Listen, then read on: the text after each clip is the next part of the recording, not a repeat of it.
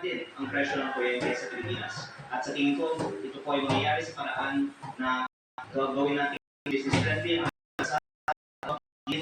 para sa mga politicians at negosyante matakot ang mga mamumuhunan na para sa mga bagong ng mga kumpanya ito. Pero naka-update pa rin po kasi pangalan nyo eh. May ginawa ba kayong hakbang ang kumpanya nyo para tutunan kasi ng DOE at mapiyak yung mga konsulat sa mga regulasyon? At iba po yung shareholder. Ako po ay hindi na management ng kumpanya. Ako po ay may share pero hindi na may malaking Kasi sabi niyo yung mga kumpanya nyo ay connecta sa Cabral Files o man ng future plans ninyo in politics?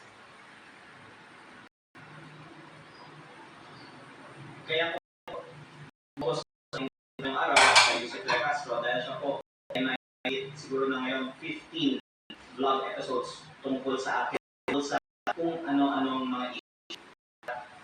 Sana dahil sa ito makita namin ko na mali kanyang mga pero ang sagot ko po sa inyong talong ay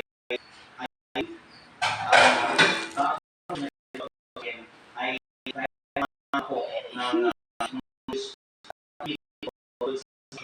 sa WH at ang pwede pong dagdagan sa inyong show